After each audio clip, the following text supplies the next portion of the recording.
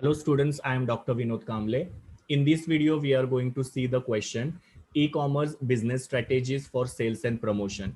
इसका मतलब है कि ई-कॉमर्स जो बिजनेसेस है वो अपने सेल्स को बढ़ाने के लिए या प्रोडक्ट को प्रमोट करने के लिए या प्रोडक्ट के बारे में अवेयरनेस क्रिएट करने के लिए क्या क्या स्ट्रैटेजीज अडॉप्ट करते हैं।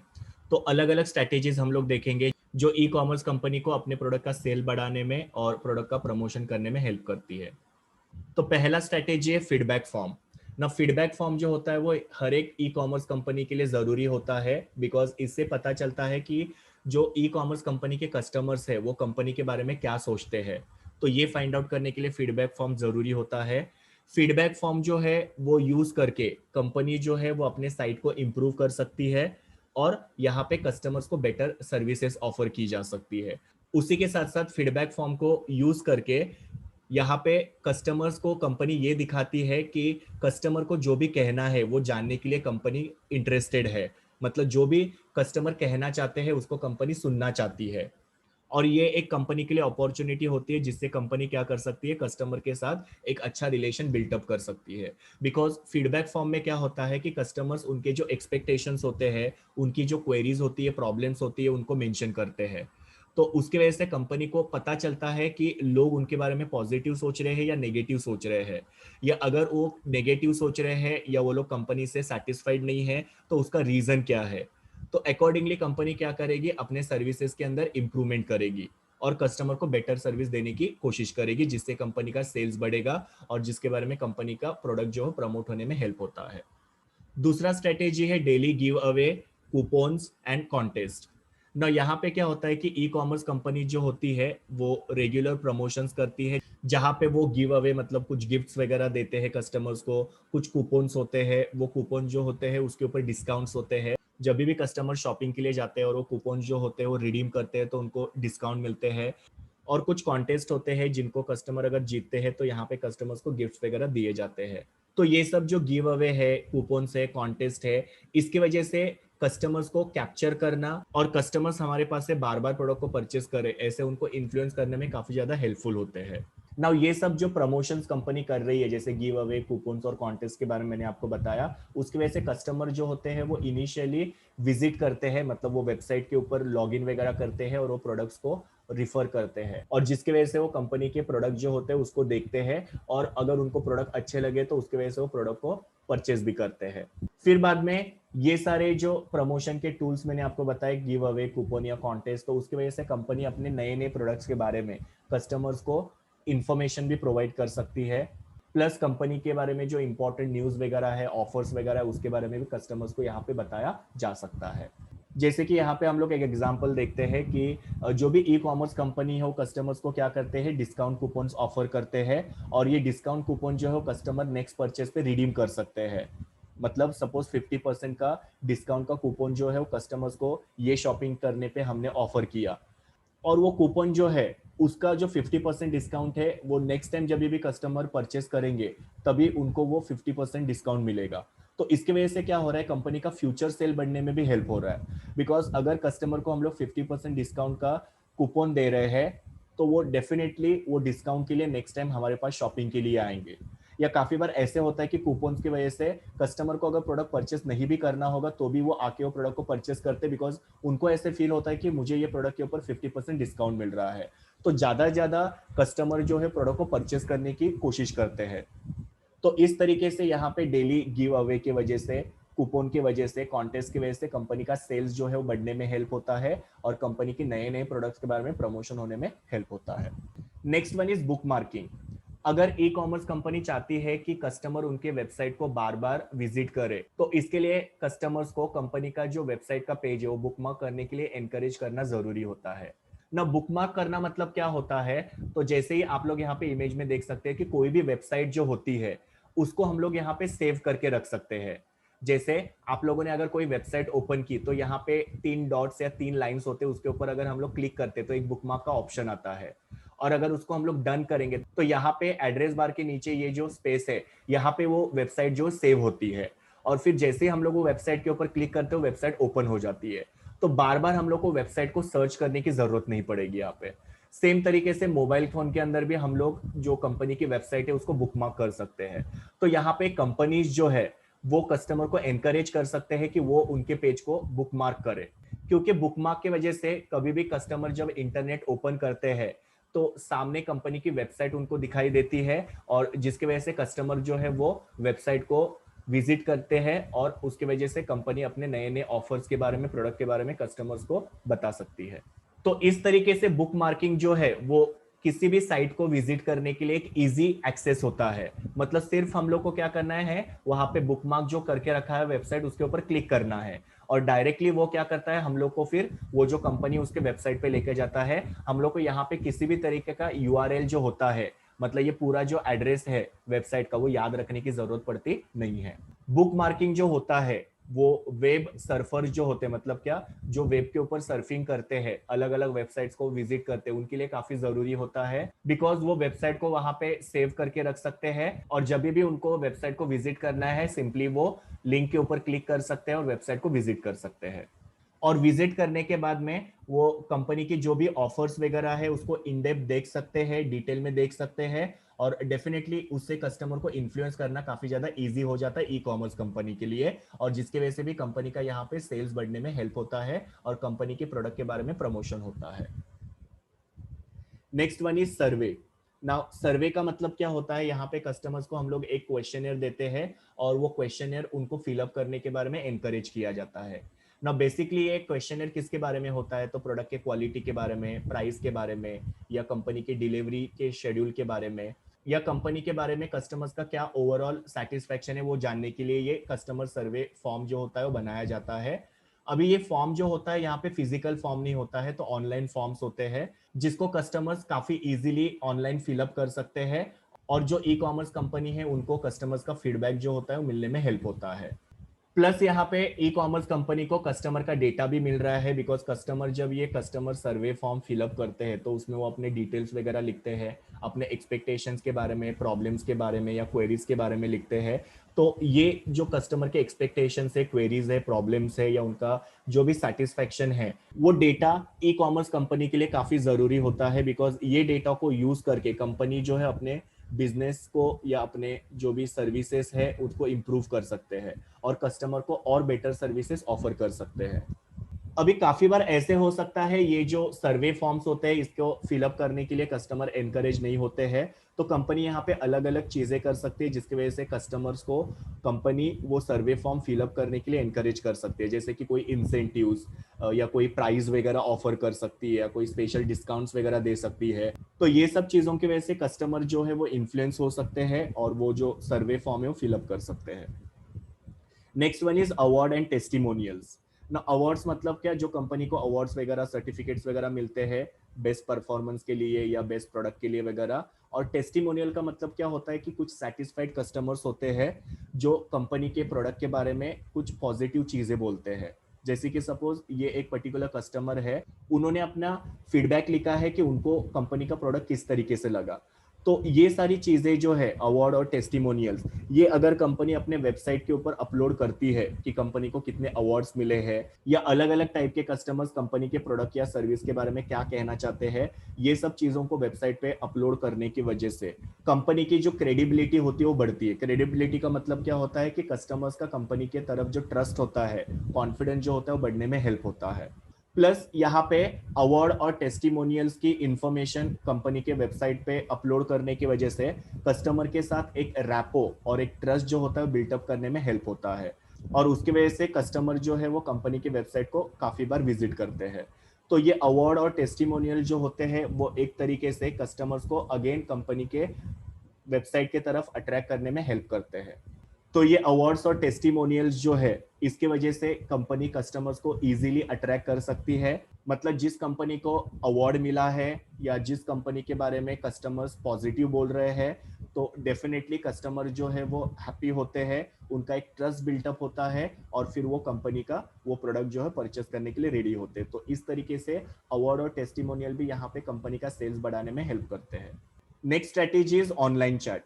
ना ऑनलाइन चैट में क्या होता है कि यहाँ पे कस्टमर्स एक होते हैं और वो एक दूसरे के साथ अपना एक्सपीरियंस जो होता है वो शेयर करते हैं। जैसे एक पर्टिकुलर कस्टमर है, उसको अगर प्रोडक्ट अच्छा लगा तो वहां पे चैट में लिखेगा the product quality is good. Same तरीके से दूसरे कस्टमर है, उनको भी अगर प्रोडक्ट अच्छा लगा तो वो वहां पे चैट में लिख सकते हैं।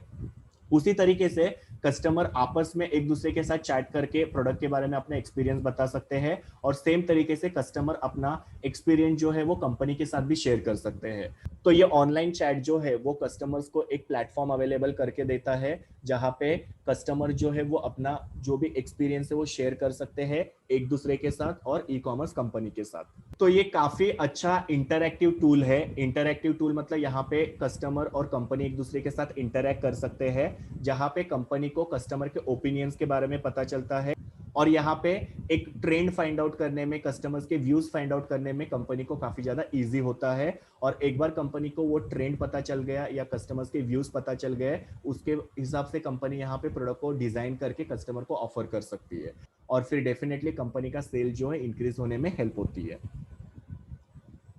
Next one is product tour. Now product tour का मतलब क्या होता है कि यहाँ पे कंपनी अपने प्रोडक्ट के बारे में और सर्विस के बारे में कस्टमर्स को शोकेस करती है। शोकेस मतलब क्या, डिस्प्ले करती है, जहाँ पे प्रोडक्ट के अलग अलग फीचर जो होते हैं उसको हाईलाइट किया जाता है। सो प्रोडक्ट टूर का मतलब क्या होता है, एक तरीके से प्रोडक्ट का डेमोन्स्ट्रेशन जो होता है वो कस्टमर्स को किया जाता है, जहाँ पे प्रोडक्ट के अलग अलग बेनिफिट्स के बारे में, फीचर्स के बारे में कस्टमर को हाईलाइट किया जाता है।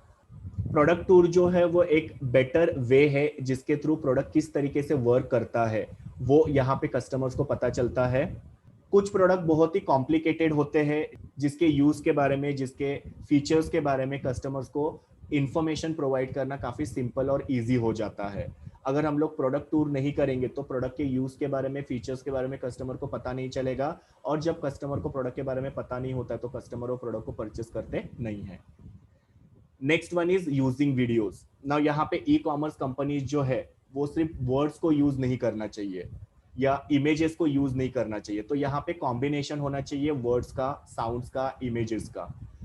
अभी ये वर्ड्स, साउंड और इमेजेस जो होते हैं वो क्लब हो जाते हैं, कंबाइन हो जाते हैं, तो उसकी वजह से ये कस्टमर्स के लिए एक अच्छा एक्सपीरियंस क्रिएट करते हैं। और ये वर्ड, साउंड और इमेजेस के थ्रू कंपनी अपने जो भी इंफॉर्मेशन है प्रोडक्ट के बारे में वो कस्टमर तक इनएक्सपेंसिव वे में प्रोवाइड कर सकती है। और ये वर्ड्स, साउंड और थ्रू और ये वर्ड्स, साउंड और इमेजेस के थ्रू कंपनी अपने प्रोडक्ट की इंफॉर्मेशन जो है वो इनएक्सपेंसिव तरीके से और क्विक तरीके से कस्टमर तक पहुंचा सकती है। बिकॉज वीडियोस जो है वो बनाना कंपैरेटिवली काफी इजी होता है और काफी कॉस्ट इफेक्टिव होता है। तो यहाँ पे कंपनी जो अपने प्रोडक्ट के बारे में प्रमोशन करना चाहती है, कस्टमर्स को इंफॉर्मेशन अवेलेबल करना चाहती है, तो वो वीडियोस के थ्रू काफी इजी हो जाता है। काफी सारी ई कॉमर्स कंपनी जो खुद के ओन यूट्यूब चैनल्स वगैरह जो होते हैं वो स्टार्ट करती है, जहां पे ये क्या करते हैं, अपने प्रोडक्ट्स के बारे में कस्टमर को इंफॉर्मेशन प्रोवाइड करते हैं। तो यहाँ पे वेबसाइट्स के ऊपर या अपने ब्लॉग्स के ऊपर या सोशल मीडिया एक्टिविटीज के थ्रू वो कस्टमर्स को वीडियो के थ्रू प्रोडक्ट की इंफॉर्मेशन अवेलेबल करके देते हैं। जैसे पहले भी मैंने आप लोगों को बताया था कि इंस्टाग्राम हो, फेसबुक वगैरह हो, ये सारे जो सोशल नेटवर्किंग साइट्स है वहां पे हम लोग काफी सारे प्रोडक्ट की इमेजेस देखते हैं। इमेजेस के साथ साथ हम लोग वहां पे वीडियोस भी देखते हैं। तो ये वीडियोस के थ्रू हम लोग कस्टमर को प्रोडक्ट की इंफॉर्मेशन बहुत ही क्विकली दे सकते हैं और इनएक्सपेंसिव तरीके से दे सकते हैं, और कस्टमर को हमारा प्रोडक्ट परचेस करने के लिए इन्फ्लुएंस कर सकते हैं। Next one is relationship building through social media. अभी रिलेशनशिप बिल्डिंग मतलब क्या होता है कि कस्टमर के साथ एक रिलेशन डेवलप करना। तो ये एक तरीके की मार्केटिंग स्ट्रेटेजी है जिसके थ्रू हम लोग क्या कर सकते हैं, कस्टमर के साथ एक लॉन्ग टर्म और म्यूचुअल रिलेशन जो है मेंटेन कर सकते हैं। अभी ये जो सोशल मीडिया को यूज किया जाता है ई कॉमर्स के अंदर, ये टू वे कम्युनिकेशन होता है। टू वे कम्युनिकेशन मतलब क्या, ई कॉमर्स कंपनी जो है अपने प्रोडक्ट की इंफॉर्मेशन कस्टमर को दे सकती है। कस्टमर को अगर कोई भी क्वेरी होगी या फिर कस्टमर को अगर कुछ भी प्रॉब्लम है तो वो वहां पे ई कॉमर्स कंपनी को पूछ सकते हैं, जहाँ पे वीडियो चैट के थ्रू या फिर कमेंट सेक्शन के थ्रू वगैरह कंपनी को अपनी क्वेरीज कस्टमर पूछ सकते हैं, और वापस से ई कॉमर्स कंपनी जो है कस्टमर के क्वेरीज को या प्रॉब्लम को वहाँ पे सॉल्व कर सकती है।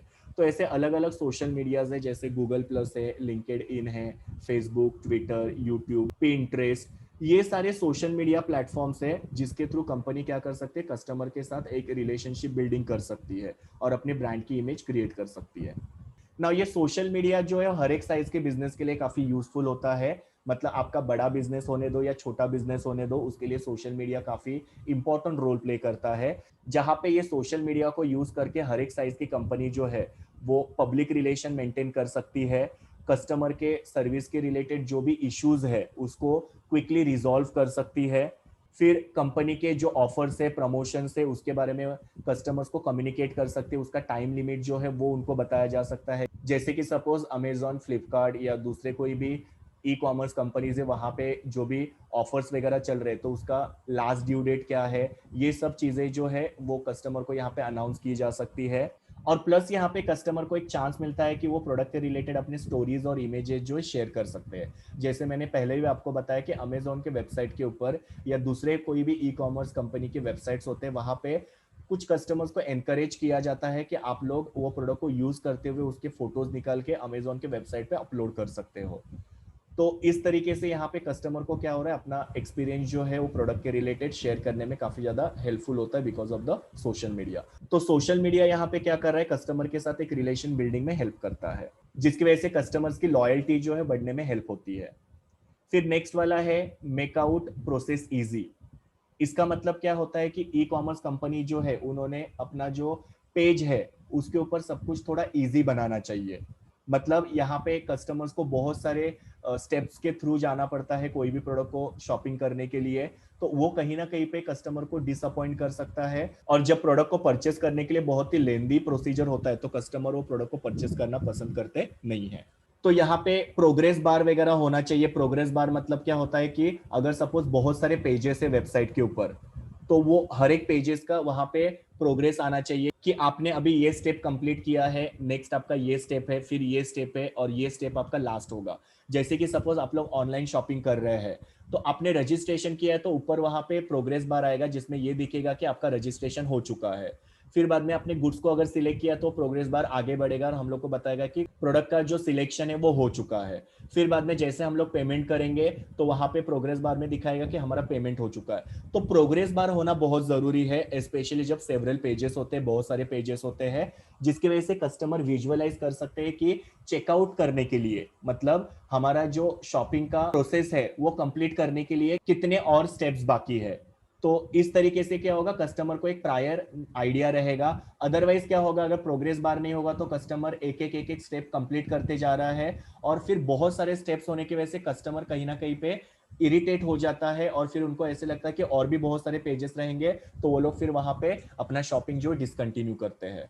तो जितना भी टाइम यहाँ पे कस्टमर्स स्पेंड कर रहे हैं वो नेक्स्ट बटन क्लिक करने के लिए और चेकआउट बटन तक पहुंचने के लिए, उतना ज्यादा कस्टमर्स यहाँ पे फ्रस्ट्रेट हो सकते हैं। इसके लिए अपना वेबसाइट जो है एकदम इजी बनाओ ताकि कस्टमर जल्दी जल्दी प्रोडक्ट को सिलेक्ट करके चेकआउट कर सकते हैं। चेकआउट मतलब कि अपना शॉपिंग जो है वो कंप्लीट कर सकते हैं। Next strategy is give customers helpful product description. Now E commerce company जो क्लोथ्स वगैरह बेचते हैं या एक्सेसरीज वगैरह जैसे बैग वगैरह होते हैं वो बेचते हैं, तो उस केस में यहाँ पे प्रोडक्ट के साइज के बारे में डिस्क्रिप्शन देना बहुत जरूरी होता है।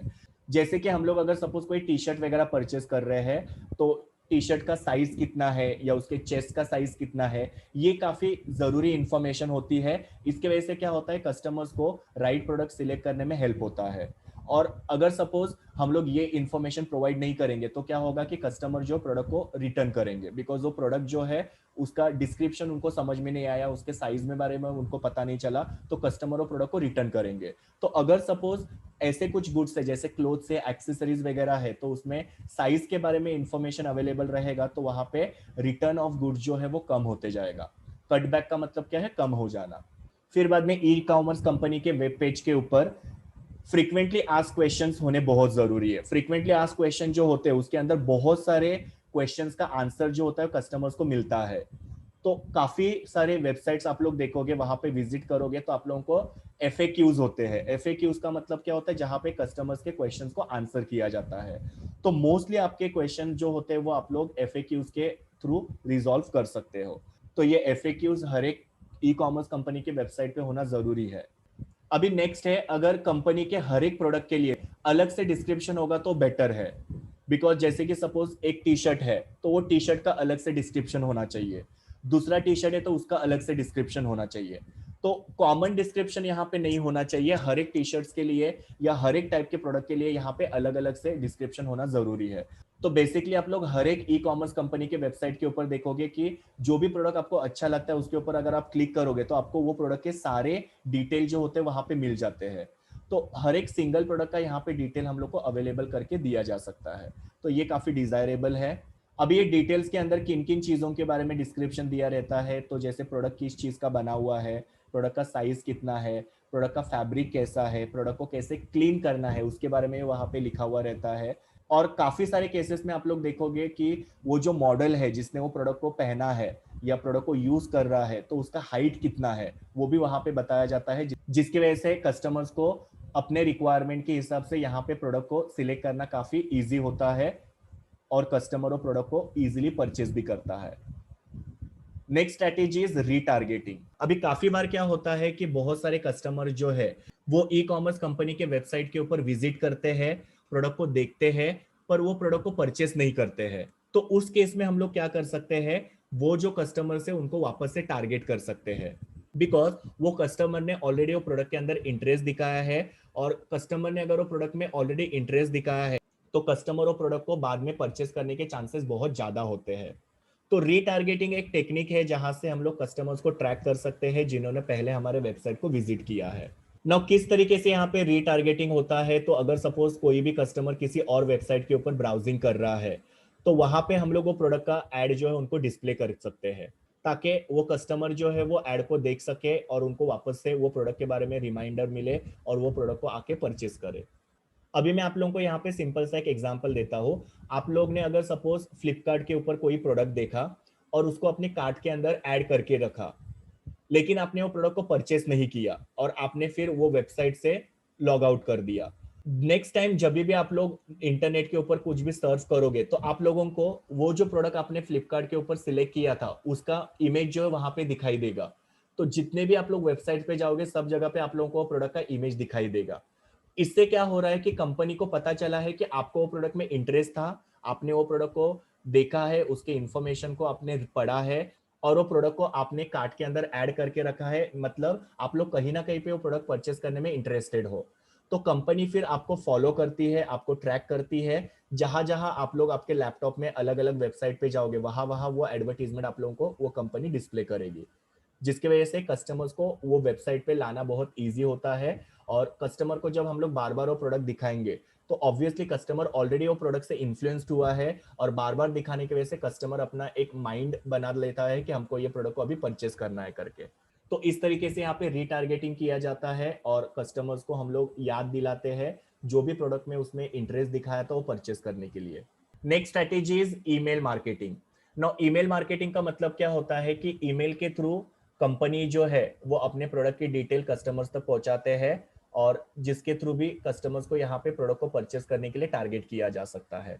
अभी कंपनी के पास से ये कस्टमर के ईमेल्स कहाँ से आते हैं, तो जब भी कस्टमर्स किसी भी ई कॉमर्स कंपनी के पास से पहले शॉपिंग करते हैं तो कंपनी के पास उनका ईमेल एड्रेस होता है। तो कंपनी के पास फ्यूचर में जो भी नए नए ऑफर्स आते हैं वो ऑफर्स के बारे में कंपनी उनको ईमेल के थ्रू इन्फॉर्म करती है। प्लस यहाँ पे ईमेल कलेक्ट करने का और भी तरीका हो सकता है, जहां पे कंपनी सोशल मीडिया कैंपेन के थ्रू ईमेल कलेक्ट कर सकती है। मतलब सोशल मीडिया के ऊपर काफी सारे लोगों के ईमेल आईडी जो होते हैं वो सर्च करना इजी हो जाता है। सपोज यूट्यूब है तो यूट्यूब के अंदर हम लोग को अलग अलग ऑप्शंस होते हैं, जो भी पर्सन है जिसका यूट्यूब चैनल है उसके ऊपर अगर हम लोग पर्सनल डिटेल पे टिक करेंगे तो वहां पे हम लोग को उसका ईमेल आईडी वगैरह या नाम वगैरह जो होता है वो मिल जाता है। तो ये सोशल मीडिया कैंपेन के थ्रू भी कंपनी कस्टमर के ईमेल कलेक्ट कर सकती है। और दूसरा यहाँ पे है कि कंपनी यहाँ पे कस्टमर्स को कूपन्स या डिस्काउंट्स वगैरह ऑफर कर सकती है और उसके लिए वहाँ पे कस्टमर्स को कंपनी को ईमेल एड्रेस जो होता है प्रोवाइड करना होता है। तो यहाँ पे कंपनी कस्टमर जब प्रोडक्ट को परचेस करती है तभी उन लोग के पास से ईमेल कलेक्ट करती है। सोशल मीडिया कैंपेन के थ्रू यहाँ पे ईमेल कलेक्ट किया जा सकता है और कूपन डिस्काउंट जो होते हैं उसके एक्सचेंज में भी यहाँ पे ईमेल कलेक्ट किया जा सकता है। अभी ई कॉमर्स कंपनी ई मार्केटिंग के अंदर कस्टमर्स को अलग अलग ईमेल्स भेज सकती है। उसमें सबसे पहले है वेलकम ईमेल। वेलकम ईमेल का मतलब क्या होता है, जब भी कस्टमर किसी भी ई कॉमर्स कंपनी के ऊपर रजिस्ट्रेशन करता है या अपना अकाउंट क्रिएट करता है तो उस टाइम पे उनको अपने ईमेल आईडी के ऊपर एक ईमेल आता है जिसमें ये लिखा रहता है कि आपने हमारे कंपनी के वेबसाइट के ऊपर अपना रजिस्ट्रेशन किया हुआ है। तो आपने ये चीज भी एक्सपीरियंस की होगी कि आपने अगर कहीं पे भी अपना अकाउंट क्रिएट किया है या कहीं पे भी आपने रजिस्ट्रेशन किया है ऑनलाइन, तो आपको उसका एक ईमेल आता है, तो उसको वेलकम ईमेल बोला जाता है। दूसरा होता है ईमेल नर्चर सीरीज। यहाँ पे कंपनी क्या करती है, काफी सारे ईमेल जो होते हैं वो कस्टमर्स को भेजती है, और ये काफी सारे ईमेल्स के थ्रू कंपनी यहाँ पे कस्टमर्स को अपने प्रोडक्ट की इंफॉर्मेशन प्रोवाइड करती है। फिर होता है कार्ट अबेंडमेंट ईमेल। अभी ये ईमेल कब भेजा जाता है, तो जैसे मैंने आपको थोड़ी देर पहले बताया कि कस्टमर्स ने वो प्रोडक्ट के अंदर इंटरेस्ट दिखाया, उसके सारे डिटेल्स वगैरह देखे और प्रोडक्ट को अपने कार्ट में ऐड करके रखा, और वो प्रोडक्ट को परचेस किए बिना ही कार्ट में वैसे ही प्रोडक्ट को रख के वो कस्टमर वहां से लॉग आउट करके चले गए, तो उस केस में कंपनी कस्टमर्स को कार्ट अबेंडमेंट ये ईमेल जो है वो भेजती है और उनको याद दिलाती है कि आपके कार्ट में ये प्रोडक्ट जो है वो ऐसे ही पड़ा हुआ है करके। जैसे आप लोग कभी एक ट्राई करके देखना कि फ्लिपकार्ट के ऊपर आप लोग कोई भी प्रोडक्ट जो है उसको सिलेक्ट करो और उसको कार्ट में ऐड करके रखो, फिर बाद में आप लोग देखना कुछ दिनों के बाद में आपको ईमेल आएगा कि आपके फ्लिपकार्ट के कार्ट के अंदर एक प्रोडक्ट जो है वो ऐसे ही पड़ा हुआ है, तो जल्दी जल्दी आप वो प्रोडक्ट को परचेस करो, उसके ऊपर ये ऑफर है वगैरह। इससे भी कस्टमर्स को यहाँ पे प्रोडक्ट को परचेस करने के लिए इन्फ्लुएंस किया जा सकता है। अभी कभी कभी कस्टमर्स प्रोडक्ट को कार्ट में ऐड क्यों करते हैं, क्योंकि कस्टमर को वो प्रोडक्ट उस समय पसंद आया रहता है, तो उसको वो कार्ट में ऐड करके रखते हैं ताकि नेक्स्ट टाइम जब भी वो प्रोडक्ट को परचेस करना चाहे तभी उनको वो प्रोडक्ट को वापस से सर्च करना नहीं पड़े। तो ऐसे भी कभी केसेस होते हैं कि कस्टमर को कोई प्रोडक्ट अच्छा लगा तो कार्ट में उसको ऐड करके रखते हैं और फ्यूचर में वो प्रोडक्ट को परचेस करते हैं, तो उस केस में कंपनी उनको कार्ट अबेंडमेंट ईमेल भेज सकती है और उनको याद दिला सकती है कि आपके कार्ट के अंदर ये प्रोडक्ट जो है वो एक हफ्ते से ऐड करके रखा हुआ है, और उससे कस्टमर को एक तरीके का रिमाइंडर मिल सकता है और फिर कस्टमर शायद तक वो प्रोडक्ट को परचेस भी कर सकता है। फिर नेक्स्ट होता है ईमेल रिसीट। ना ईमेल रिसीट का मतलब क्या होता है, जब कस्टमर कोई भी ऑर्डर प्लेस करता है तो ऑर्डर कंफर्म होने के बाद में, ऑर्डर प्लेस होने के बाद में एक रिसीट जो होता है वो कस्टमर्स को यहाँ पे भेजा जाता है, मतलब ये एक तरीके का ऑर्डर कंफर्मेशन का ईमेल होता है। तो इस तरीके से यहाँ पे अलग अलग ईमेल्स वगैरह भेज के ईमेल मार्केटिंग की जाती है, जिसके थ्रू कस्टमर्स को हम लोग हमारे प्रोडक्ट के बारे में इंफॉर्मेशन दे सकते हैं और हमारे प्रोडक्ट के बारे में प्रमोशन कर सकते हैं। Next strategy social media marketing. ना सोशल मीडिया मार्केटिंग जो है वो ई कॉमर्स कंपनी को दो बेनिफिट्स ऑफर करती है। सबसे पहले है यूजर एंगेजमेंट और दूसरा है इंक्रीजिंग सेल्स। ना यूजर एंगेजमेंट का मतलब क्या होता है, तो बहुत सारे सोशल मीडिया जो होते हैं या सोशल नेटवर्किंग साइट्स है, वहां पे लाइक शेयर और कमेंट इसके ऑप्शंस होते हैं। ये जो लाइक शेयर कमेंट है वो यहाँ पे ब्रांड की इमेज क्रिएट करने में हेल्प करता है, जिसकी वजह से कस्टमर के माइंड में हमारे प्रोडक्ट की इमेज क्रिएट होती है। तो जितने ज्यादा लाइक्स आते हैं, जितना ज्यादा वो प्रोडक्ट के वीडियो को शेयर किया जाता है, जितने अच्छे कमेंट्स आते हैं, वो कहीं ना कहीं पे कस्टमर के माइंड में कंपनी के प्रोडक्ट के बारे में एक अच्छा इंप्रेशन क्रिएट करने में हेल्प करता है। तो यहाँ पे सोशल मीडिया मार्केटिंग जो है कस्टमर एंगेजमेंट करने में हेल्प करता है। और फिर बाद में ये जो सोशल मीडिया मार्केटिंग जो है वो वर्ड ऑफ माउथ मार्केटिंग के लिए काफी जरूरी होता है, बिकॉज यहाँ पे क्या होता है कि कस्टमर्स एक दूसरे के साथ वो जो प्रोडक्ट का इंफॉर्मेशन है वो शेयर करते हैं। जैसे कि सपोज हम लोग को फेसबुक के ऊपर कोई अगर पोस्ट आती है प्रोडक्ट की, तो उसको हम लोग व्हाट्सएप पे शेयर कर सकते हैं। व्हाट्सएप का पोस्ट जो होता है वो हम लोग इंस्टाग्राम पे शेयर कर सकते हैं। तो इस तरीके से यहाँ पे क्या हो रहा है, वर्ड ऑफ माउथ मार्केटिंग हो रहा है। मतलब अलग अलग लोग अलग अलग सोशल मीडिया प्लेटफॉर्म के ऊपर वो प्रोडक्ट के इमेजेस को शेयर कर रहे हैं, और जिसकी वजह से कस्टमर्स को प्रोडक्ट के बारे में पता चल रहा है, और मैक्सिमम कस्टमर्स को हम लोग यहाँ पे टारगेट कर सकते हैं। और जितना ज्यादा वो पोस्ट शेयर होगा उतना ज्यादा कस्टमर के माइंड में हमारे प्रोडक्ट के बारे में और कंपनी के बारे में इमेज क्रिएट करना ईजी होता है। आज के टाइम में हम लोग देख सकते हैं कि जो भी सोशल मीडिया प्लेटफॉर्म्स है उसके वजह से ई कॉमर्स कंपनीज जो है वो अपना प्रेजेंस क्रिएट भी कर सकते हैं और मेंटेन भी कर सकते हैं। मतलब everywhere company can make it's presence, जैसे कि इंस्टाग्राम के ऊपर, फेसबुक के ऊपर, यूट्यूब के ऊपर, सब जगह पे कंपनी अपना प्रेजेंस बना सकती है। और जितने ज्यादा सोशल मीडिया के ऊपर कंपनी अपना प्रेजेंस बनाती है उतने ज्यादा कस्टमर्स को वो टारगेट कर सकती है।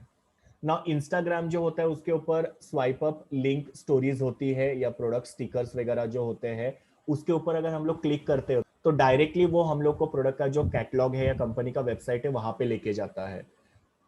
फिर बाद में फेसबुक के ऊपर एक डायनामिक एड का फीचर है, जिसकी वजह से क्या होता है कि जो भी सेलर है वो अपने प्रोडक्ट का जो पूरा कैटलॉग है वो फेसबुक के पेज के ऊपर अपलोड कर सकता है, मतलब अपने अलग अलग प्रोडक्ट्स का जो कैटलॉग है वहां पे अपलोड किया जा सकता है। और प्लस यहाँ पे इंडिविजुअल कस्टमर्स को टारगेट किया जा सकता है। नाउ इंडिविजुअल यूजर्स को यहाँ पे किस तरीके से टारगेट किया जा सकता है, तो जैसे कि फेसबुक अकाउंट है किसी का, और वो जो फेसबुक अकाउंट का ओनर है वो टीनेजर है, तो उस केस में क्या होगा कि कंपनी जो है वो टीनेजर्स के रिलेटेड जो भी प्रोडक्ट होता है, जैसे कि टी शर्ट्स वगैरह हो सकते हैं या दूसरे कोई भी एक्सेसरीज वगैरह हो सकती है, उसके एडवर्टीजमेंट उनके पेज के ऊपर वो हाईलाइट करेगी।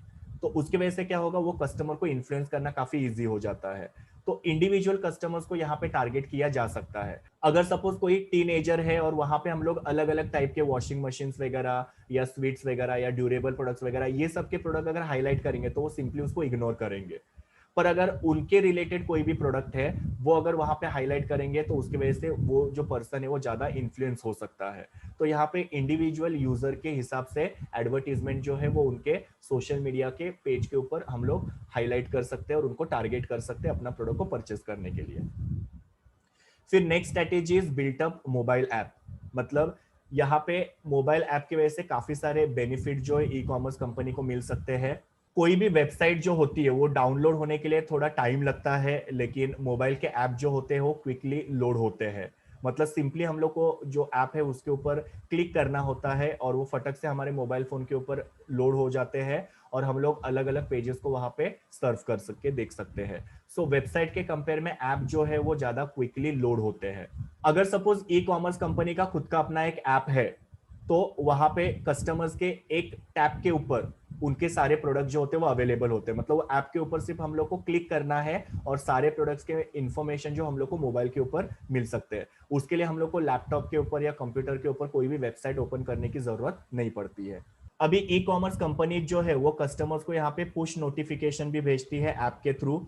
जैसे कि सपोज आपने अमेजोन का ऐप जो है अपने मोबाइल फोन के अंदर डाउनलोड किया है, तो वो ऐप के अंदर आप लोगों को अलग अलग ऑफर्स के बारे में इंफॉर्मेशन जो है पुश नोटिफिकेशन के थ्रू प्रोवाइड किया जाएगा और वहां पे आपको अलर्ट भी आएगा कि आपका ये जो ऐप है इसके अंदर एक मैसेज आपको आया है करके।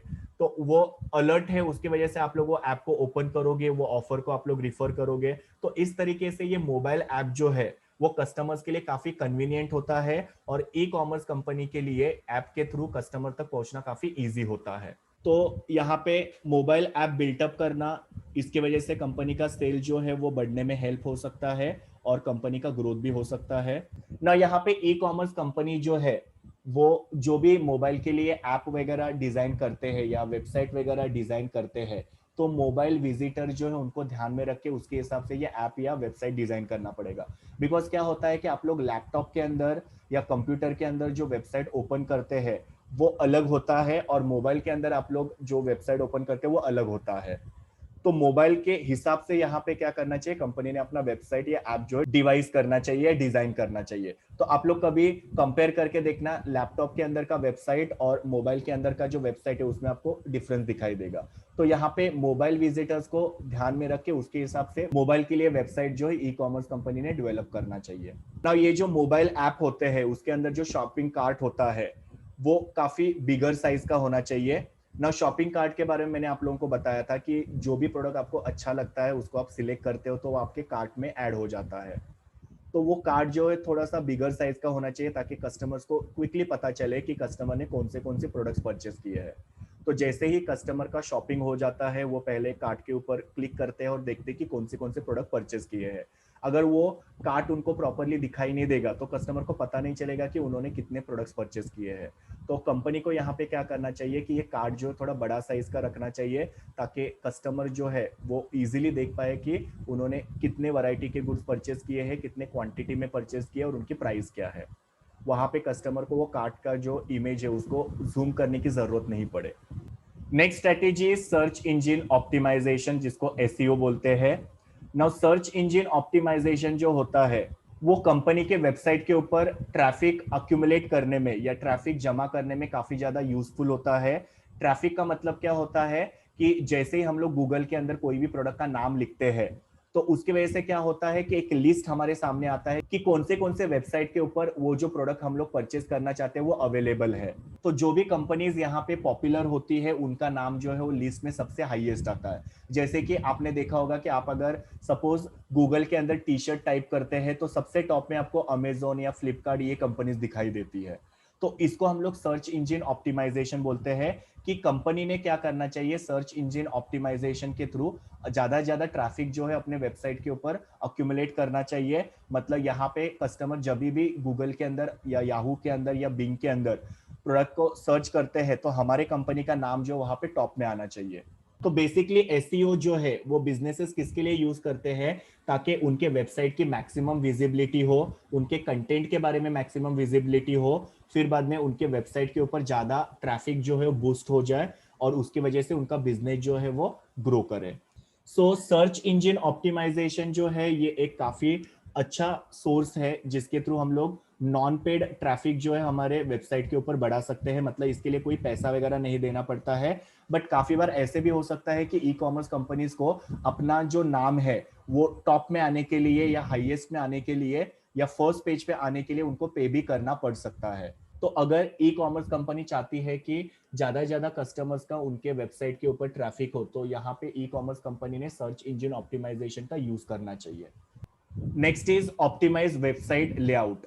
नाउ जब भी ई कॉमर्स वेबसाइट जो होती है वो लॉन्च होने के बाद में या रीडिजाइन करने के बाद में वो वेबसाइट को टेस्ट करना काफी जरूरी होता है, जिसके ऊपर उसका लेआउट, उसकी लैंग्वेज या अलग अलग एलिमेंट जो है वो प्लेस किए हैं उसको टेस्ट करना बहुत जरूरी होता है। टेस्ट करना मतलब कि उसको चेक करना, क्योंकि जब भी कस्टमर हमारे वेबसाइट को विजिट करते हैं तो उनको एकदम इजी फील होना चाहिए, उनको एकदम सिंपल लगना चाहिए, वो जो इन्फॉर्मेशन है उनको फटक से पता चलनी चाहिए, कहाँ पे क्लिक करना है वो उनको पता चलना चाहिए। और इसके वजह से फिर क्या हो सकता है कि कस्टमर जो है वो नेचुरली प्रोडक्ट परचेस करने के लिए इंक्लाइन होते हैं या मोटिवेट होते हैं। तो वेबसाइट बनाने के बाद में उसका टेस्टिंग होना जरूरी है। टेस्टिंग के बाद में उसमें जो भी नेसेसरी चेंजेस है वो करने जरूरी है, जिसकी वजह से कस्टमर्स को प्रोडक्ट को परचेस करने के लिए एनकरेज किया जा सकता है।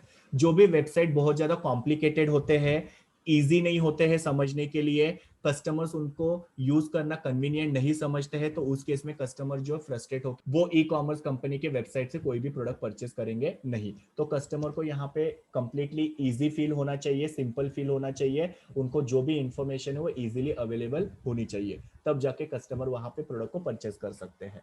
फिर है इन्फ्लुएंसर मार्केटिंग। नौ इन्फ्लुएंसर्स कौन होते हैं, तो ये कुछ पॉपुलर नॉन सेलिब्रिटी इंडिविजुअल्स होते हैं जिनका सोशल मीडिया के ऊपर बहुत सारे फॉलोअर्स होते हैं। जैसे इंस्टाग्राम, यूट्यूब, फेसबुक, यहाँ पे इनके बहुत सारे फॉलोअर्स होते हैं, या उनके खुद के ब्लॉग्स वगैरह होते हैं उसके भी बहुत ज्यादा फॉलोअर्स होते हैं। तो आपने देखा होगा कि यूट्यूब पे वगैरह या इंस्टाग्राम के ऊपर आजकल बहुत ज्यादा क्रेज चल रहा है कि मिलियंस ऑफ सब्सक्राइबर्स होने चाहिए, क्योंकि जितने ज्यादा आपके सब्सक्राइबर्स उतना ज्यादा फिर यहाँ पे क्या होता है कि आपका जो भी चैनल है या आपका जो भी इंस्टाग्राम का या फेसबुक का पेज है वो पॉपुलर हो जाता है। और उसके वजह से हम लोग क्या कर सकते हैं, लोगों का परचेस डिसीजन यहाँ पे अफेक्ट कर सकते हैं या इन्फ्लुएंस कर सकते हैं।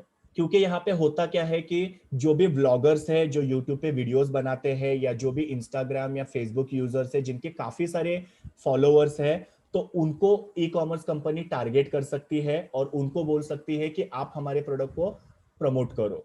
तो यहाँ पे ये जो ब्लॉगर्स वगैरह होंगे तो आपने देखा होगा कि काफी बार वो प्रोडक्ट को प्रमोट करते हैं, तो उनके मिलियंस ऑफ फॉलोअर्स होने की वजह से हमारा प्रोडक्ट जो है उसके बारे में मिलियंस ऑफ लोगों को पता चलता है, और उसमें से फिर काफी सारे लोग जो है वो जो व्लॉगर है या जो भी पॉपुलर इंस्टाग्राम या फेसबुक यूजर है उससे इन्फ्लुएंस होकर हमारे प्रोडक्ट को परचेस करते हैं। तो इसको इन्फ्लुएंसर मार्केटिंग बोला जाता है। सो इन्फ्लुएंसर्स जो होते हैं वो पॉपुलर नॉन सेलिब्रिटी इंडिविजुअल्स होते हैं, बिकॉज उनके सोशल मीडिया के ऊपर काफी सारे फॉलोअर्स है। यहाँ पे ई कॉमर्स कंपनी उनको यूज करके अपने प्रोडक्ट को वहां पे प्रमोट करती है। नेक्स्ट है अफिलिएट मार्केटिंग। अफिलिएट मार्केटिंग का मतलब क्या होता है कि यहाँ पे जो भी पॉपुलर वेबसाइट्स होते हैं वहां पे हम लोग हमारे प्रोडक्ट को एडवर्टाइज कर सकते हैं, और जिसके वजह से भी हमारा सेल्स यहाँ पे बढ़ने में हेल्प हो सकता है। जैसे आप लोग देख सकते हो कि ये अमेजोन का वेबसाइट है, तो यहाँ पे ये जो जैक एंड जिल कंपनी है उन्होंने अपने प्रोडक्ट को एडवर्टाइज किया हुआ है टॉप के ऊपर। इसको अफिलिएट मार्केटिंग बोल सकते हैं, बिकॉज इसके वजह से क्या होगा कि अमेजोन के वेबसाइट के ऊपर काफी सारे कस्टमर जो है वो प्रोडक्ट परचेस करने के लिए आते हैं, तो वो लोग जब होम पेज पे आएंगे तो उनको ये जैक एंड जिल के प्रोडक्ट्स है उनका एडवर्टीजमेंट दिखाई देगा, और फिर बाद में उसमें से कुछ कस्टमर जो प्रोडक्ट को परचेस करने के चांसेस हो सकते हैं। सो ये अफिलिएट मार्केटिंग जो होता है डिस्प्ले एड के जैसा होता है। डिस्प्ले एड मतलब क्या, किसी के वेबसाइट पे हम लोग हमारे एड को डिस्प्ले कर सकते हैं। सो यहाँ पे डिस्प्ले एडवर्टाइजिंग के थ्रू या अफिलिएटेड मार्केटिंग के थ्रू ई कॉमर्स कंपनी जो है वो दूसरों के वेबसाइट के ऊपर अपना एड का अपीयरेंस जो है वो क्रिएट कर सकती है, और जब विजिटर वहां पे क्लिक करेगा तो उसको फिर वो जो मेन कंपनी का पेज है वहां पे लेके जाएगा, जहां पे उनको सारे प्रोडक्ट की डिटेल्स मिलेंगे, और उसके वजह से कस्टमर जो है वो इन्फ्लुएंस होकर वो प्रोडक्ट को परचेस करेंगे। नेक्स्ट है पर्सनलाइजेशन स्ट्रेटेजी। पर्सनलाइज स्ट्रेटेजी का मतलब क्या होता है कि यहाँ पे ई कॉमर्स कंपनी जो होती है वो कस्टमर्स को टारगेट करती है, जहाँ पे कस्टमर्स को टेलर या डायनामिक ऑफर्स, सेल्स या discount, personalise email, even recommendation of the product, ये सब चीजें किया जा सकता है। मतलब यहाँ पे कोई पर्टिकुलर कस्टमर है जो काफी लॉयल है ई कॉमर्स कंपनी के तरफ, तो उनको स्पेशल डिस्काउंट्स वगैरह दिए जा सकते हैं, या उनको पर्सनलाइज ईमेल करके प्रोडक्ट की इंफॉर्मेशन जो है वो दी जा सकती है, या ऑफर्स की इंफॉर्मेशन दी जा सकती है। उसके बाद में कौन सा प्रोडक्ट उनके लिए बेटर रहेगा और रिकमेंडेशन भी यहाँ पे उनको दिया जा सकता है। तो इससे क्या हो रहा है कि कस्टमर को एक पर्सनलाइज सर्विस मिल रही है। मतलब कस्टमर को उनके इंडिविजुअल रिक्वायरमेंट के हिसाब से यहाँ पे चीजें ऑफर की जा रही है, तो जिससे कस्टमर की जो भी नीड्स है वो फुलफिल करने में यहाँ पे हेल्प होती है। अभी ई कॉमर्स कंपनी यहाँ पे पर्सनलाइजेशन स्ट्रेटेजी कैसे डिजाइन कर सकती है, या फिर कस्टमर को ई कॉमर्स कंपनी जो है वो टेलर्ड और डायनामिक ऑफर, सेल्स या डिस्काउंट्स वगैरह जो देती है तो वो किस तरीके से देती है। तो यहाँ पे ई कॉमर्स कंपनी क्या करती है, कस्टमर्स को ऑब्जर्व करती है, एनालाइज करती है कि कस्टमर्स ने पास में कौन से टाइप के गुड्स परचेस किए थे, किस तरीके से वो पेमेंट करते हैं, कौन से प्राइस रेंज में वो प्रोडक्ट को परचेस करते हैं। ये सब चीजों को यहाँ पे ऑब्जर्व किया जाता है, और वो ऑब्जर्व करने के बाद में यहाँ पे कस्टमर्स को पर्सनलाइज स्ट्रेटेजी यूज करके टारगेट किया जा सकता है, जहाँ पे कस्टमर्स को उनके रिक्वायरमेंट के हिसाब से प्रोडक्ट जो है वो ऑफर किए जा सकते हैं, डिस्काउंट्स वगैरह दिए जा सकते हैं, प्रोडक्ट को रिकमेंड किया जा सकता है। जैसे कि आप लोग काफी सारे ई कॉमर्स कंपनीज के वेबसाइट के ऊपर देख सकते हो कि वहां पे रिकमेंडेड प्रोडक्ट्स करके हमको आता है। जब भी हम लोग क्रॉफर्ड से वगैरह या बिग बाजार से वगैरह शॉपिंग करते हैं, तो वहां पे जब भी हम लोग कार्ट के अंदर प्रोडक्ट को ऐड करते हैं और पेमेंट के तरफ जाते हैं, तो नीचे हम लोग को आता है कि ये रिकमेंडेड प्रोडक्ट्स है। मतलब ये प्रोडक्ट आपने पास में परचेस किए हैं तो शायद तक आपको इसकी भी जरूरत हो सकती है। इसके पीछे का पर्पज ये होता है कि काफी बार क्या होता है, कस्टमर ऑनलाइन शॉपिंग करते हैं तो उनके पास से कुछ प्रोडक्ट मिस हो सकते हैं। तो कंपनी ने यहाँ पे पूरा एनालिसिस किया है कि कस्टमर कौन से प्रोडक्ट को फ्रीक्वेंटली परचेस करते हैं। तो सपोज अभी हम लोग जो शॉपिंग कर रहे हैं, जो भी प्रोडक्ट परचेस कर रहे हैं, उसके अंदर वो प्रोडक्ट हमने जो पास में परचेस किया था वो मिसिंग होगा, तो कंपनी हम लोग को वहाँ पे रिकमेंडेड प्रोडक्ट के लिस्ट में दिखाएगा। फिर हमको रिकलेक्ट हो सकता है और हम लोग फिर वो प्रोडक्ट को अपने कार्ट में ऐड कर सकते हैं। तो इस तरीके से यहाँ पे पर्सनलाइजेशन स्ट्रैटेजी जो होती है पूरी तरीके से वर्क होती है ई कॉमर्स बिजनेस के अंदर। नेक्स्ट है use of virtual reality technology. Virtual reality technology जो होता है ये एक सिम्युलेटेड एक्सपीरियंस होता है, जहां पे कस्टमर्स को रियल वर्ल्ड में वो प्रोडक्ट कैसे दिखेगा वो एक्सपीरियंस अवेलेबल करके दिया जाता है ना। वर्चुअल रियलिटी जो होती है ई कॉमर्स में काफी बेस्ट ऑप्शन होता है। जैसे आप लोग यहाँ पे एग्जांपल्स देख सकते हो कि अगर सपोज आप लोग कोई फर्नीचर वगैरह परचेस करना चाहते हो, लेकिन वो फर्नीचर ऑनलाइन परचेज करने में काफी ज्यादा प्रॉब्लम आते हैं, तो उस केस में क्या होता है कि कुछ जो ऑनलाइन कंपनीज है वो हम लोग को एक ऑप्शन देते हैं कि हमारा जो घर है उसके फोटोज जो है हम लोग क्लिक करके वहां पे वेबसाइट पे अपलोड कर सकते हैं, और हमारे डायमेंशंस वगैरह जो है मतलब साइज वगैरह जो है वो उनको प्रोवाइड कर सकते हैं। उसके बाद में वो कंपनी जो है वो हम लोग को बताएगी कि कौन से टाइप का फर्नीचर हमारे घर में फिट हो सकता है।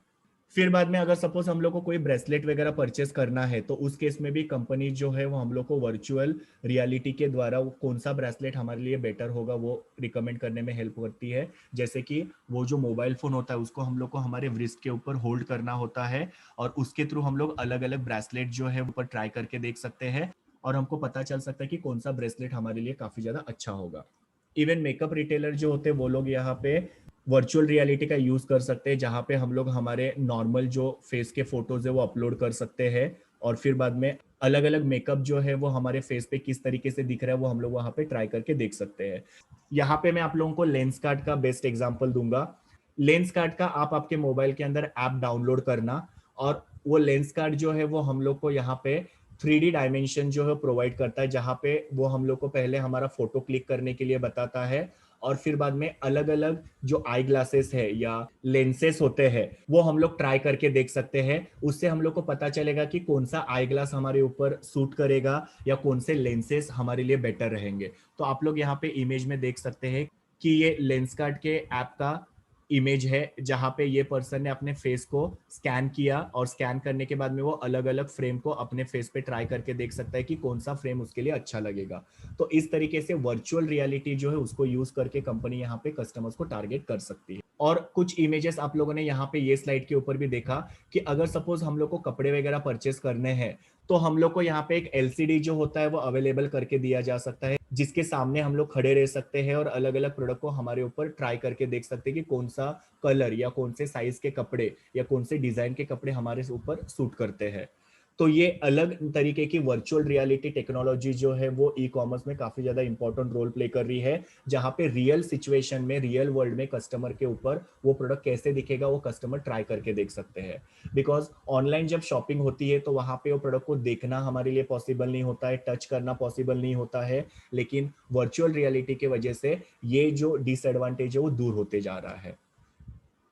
ये सब था e commerce business strategy for sales and promotion के बारे में। ये सारे स्ट्रेटेजीज को यूज करके ई कॉमर्स कंपनी अपना सेल्स इंक्रीज करती है और अपने प्रोडक्ट के बारे में प्रमोशन करती है। ये मेरे यूआरएल है जहां से मैंने इमेजेस लिए हैं। Thank you students, please do like share comment and subscribe to my YouTube channel and also recommend my channel to your friends. We will meet in the next video.